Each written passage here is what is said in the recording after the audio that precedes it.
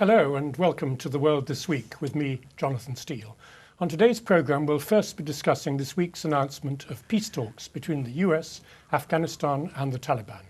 And stay tuned for the second half of the programme, where we'll be bringing attention to the recent passing of a draconian anti-terror bill in the Israeli Knesset, which seems to have slipped under the radar of most mainstream media.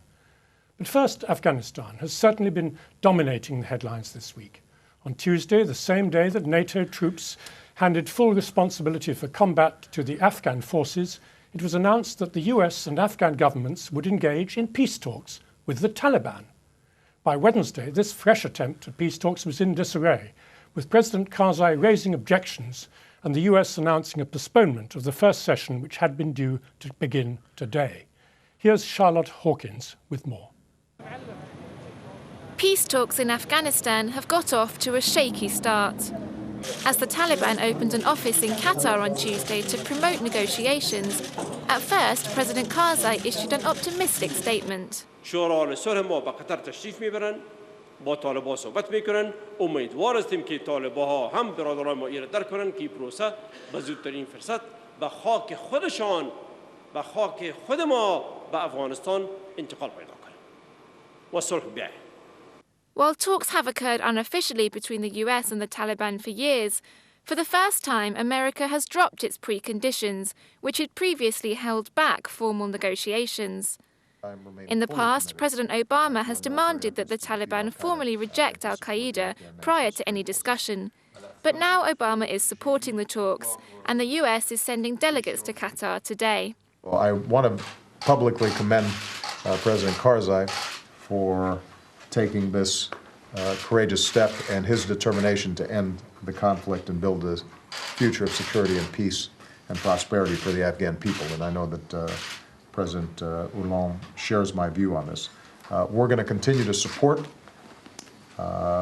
these efforts in partnership with the Afghan government. But just a day after his announcement, President Karzai changed his mind and decided to shun the talks. While the office set up by the Taliban was meant as a location for peace discussions, Karzai fears it has become more like a Taliban embassy. A Taliban flag was flown outside the building, and it was named the Islamic Emirate of Afghanistan, what Afghanistan was known as under Taliban rule until 2001.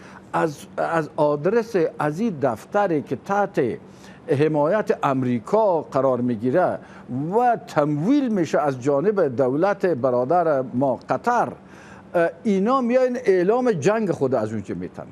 شما در اعلامیهشان شنیدن پیام دادن که ما جنگ را پیش میبریم، که ما میخواهیم که بیشتر و کاملتر این افغانی شود این پروسه. اگر ما این به بیرون خیلی تشویق کنیم، کشورهای بیرونی آجنداهای خود را به این داخل میکنن، اصل موضوع که ضرر میبینه عبارت از پروسه صلح و مصالحه خواهد. President Karzai is calling for the talks to move back to Afghanistan as soon as possible. But some factions of the Taliban are reluctant to negotiate with Karzai, and US officials have stressed that a move will take time. This is the first time that the USA has engaged in talks with an enemy while there is still fighting on the ground. 4 US personnel were killed in a rocket attack at Bagram Air Base near Kabul on Tuesday, and Taliban militants are still frequently killing Afghan civilians. But the Taliban have said that they would not allow anyone to threaten or harm other countries from Afghan soil, which is seen as a first step to the Taliban severing ties with al-Qaeda. They have also said they're willing to share power. While this will be worrying for some Afghans, especially women who were suppressed under Taliban rule, it may still signal some sort of breakthrough in the 12 years of bloody war. Charlotte Hawkins, Islam Channel.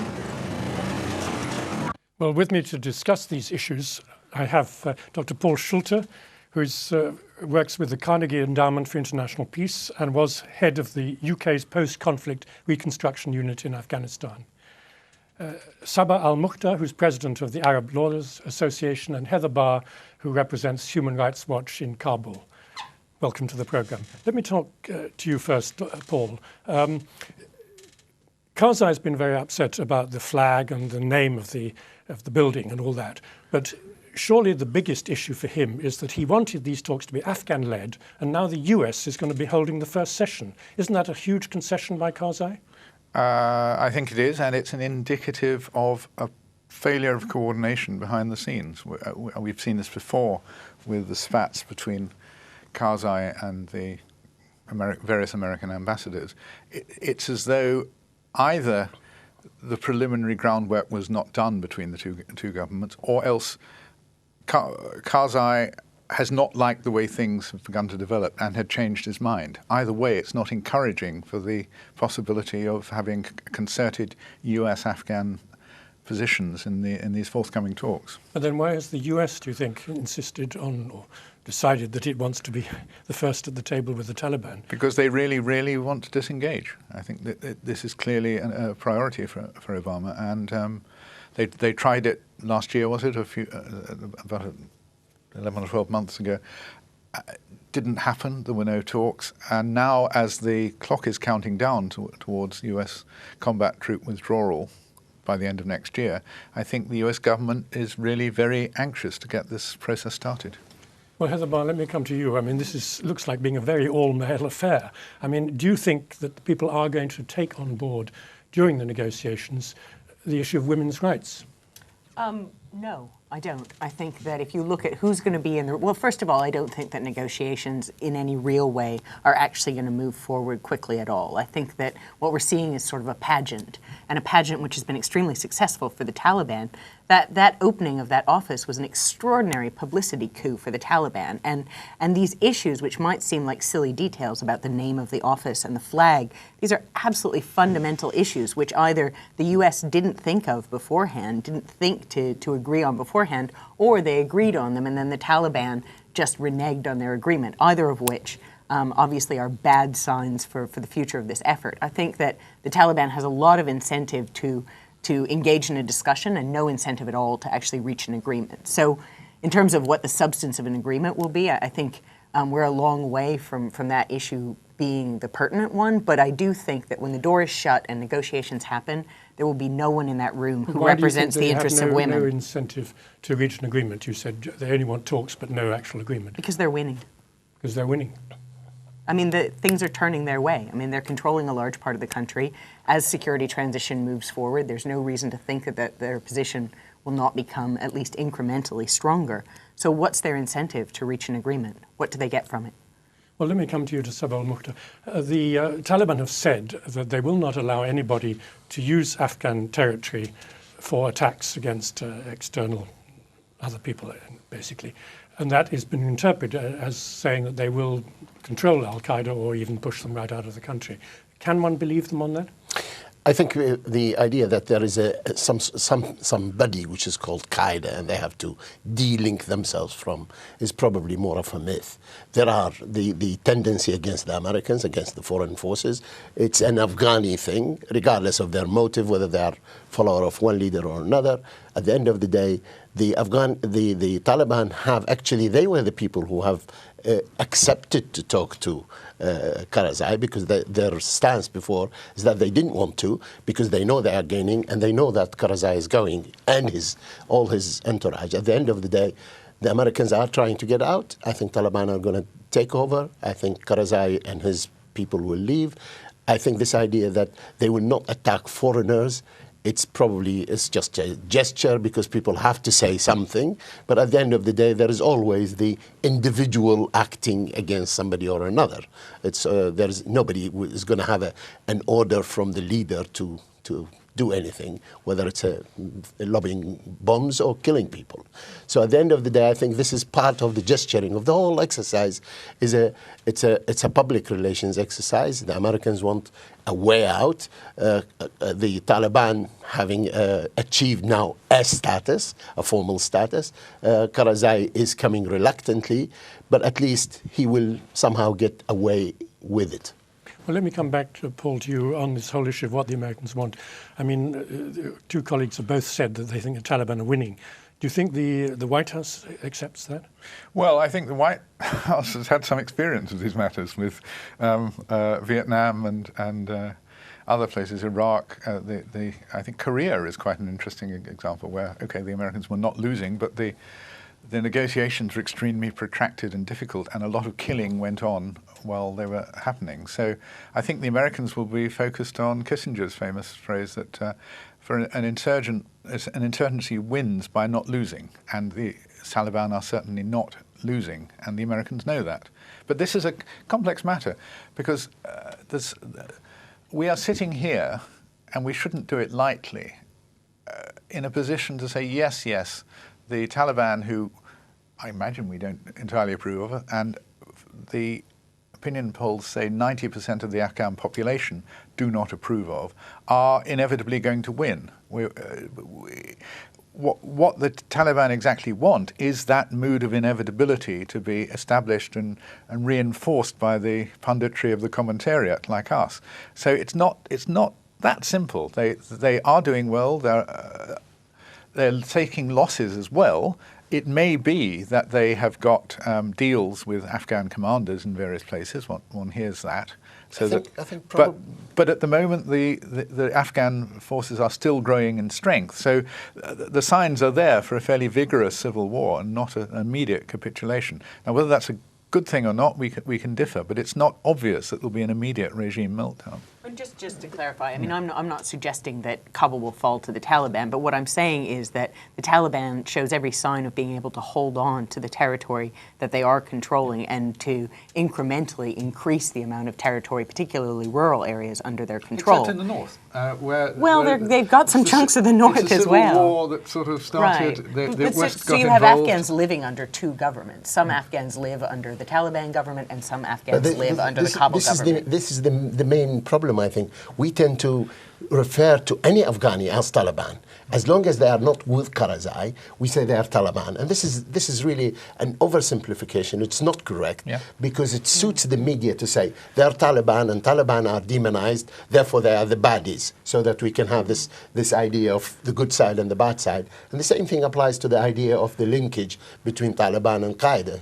Sometimes I don't know whether we refer actually to Qaeda as Taliban or vice versa. But let's come back to this, not the goodies and baddies, but have the Taliban changed? I mean, there are people who argue that since their overthrow in 2001, they've changed their line and they are not so much against girls' education.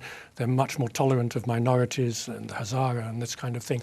I mean, do you see any real evidence for believing that?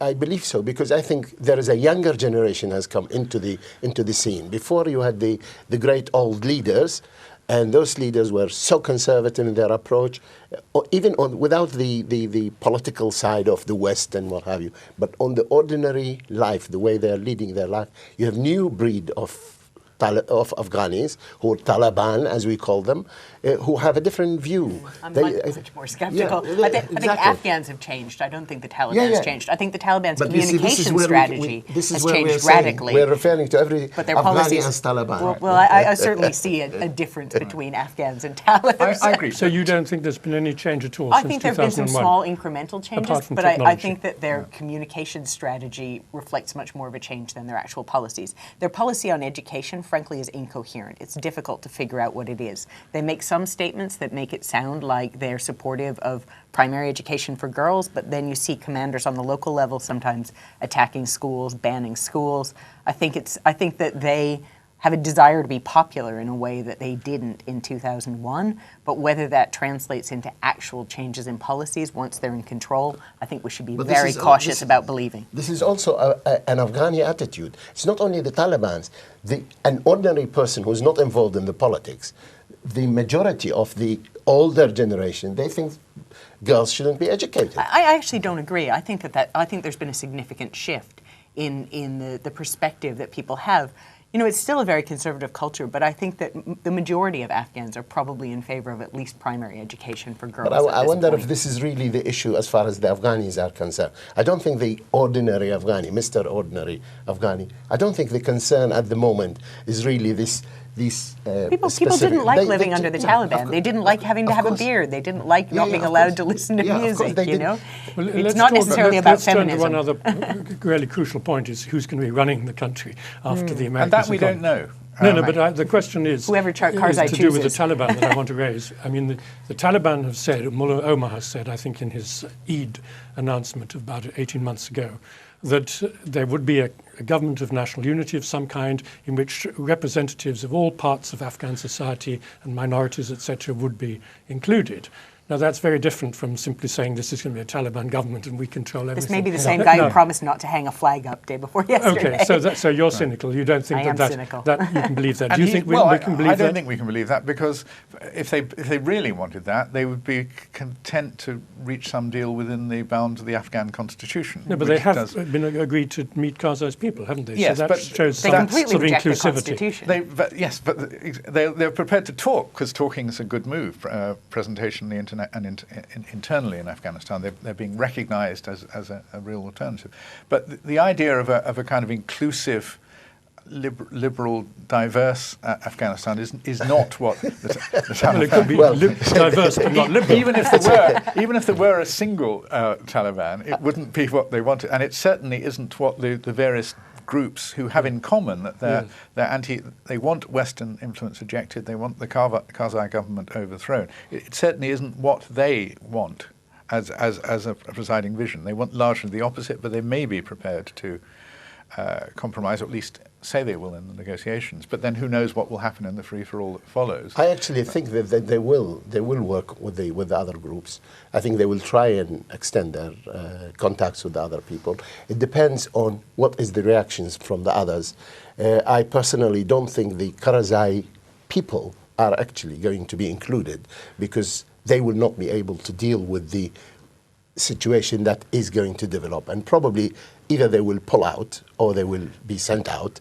I don't think they will be included, but the majority of the Afghans, I think they will try, the Taliban and the others, they will try and get together, because I think there is a realization in Afghanistan that enough is enough. We've had all the problems. We had from Najib al-Rahman, from the Soviet time until now, we've had all this problem. It's about time that because you have a new generation, the new generation, some of them who are educated outside or living outside, may return back, and within the country there are some who have now, I'm under the impression that they are beginning to accept some of these ideas. So therefore, I think it could be a coalition type thing. But this is why it's so crucial to know who's going to be at that table when these negotiations happen. And it's not just women who are certain that they're going to be disenfranchised in this discussion. It's also other ethnic groups. Because if you're having a discussion between the Taliban and Karzai, then you've got a room full of Pashtun men and nobody else. You've got no women, you've got no other ethnic groups, and that's the majority of the country that then feels like their future is being decided in a discussion where their interests are not represented. And the High Peace Council and the Karzai government, honestly, have not done a good enough job of including women and ethnic minorities in actual positions of power. You can count the numbers of people who are part of the High Peace Council, but are they really in a decision-making capacity? Will they be in that room when the door gets shut and the discussion starts? And in the same way, when you're talking about a discussion between the Taliban and the US's commitment to fighting and using political capital to defend human rights in Afghanistan has been eroding really quickly in a way that makes me very frightened about what that discussion looks like as well. And do you think that part of the reason why the US is talking to the Taliban, you said they really want to disengage, is simply a tactical issue of don't shoot our forces as we pull out across the borders? Well, sort of smooth they're withdrawal. trying to build that in as a precondition, a cessation of hostilities. I think that's unlikely to succeed, and I think the Americans know that, but it's something they're pushing for. And I think they know that every additional casualty now is going to be a political loser in the US, because why are our boys dying when we're not going to stay anyway, and we probably can't win?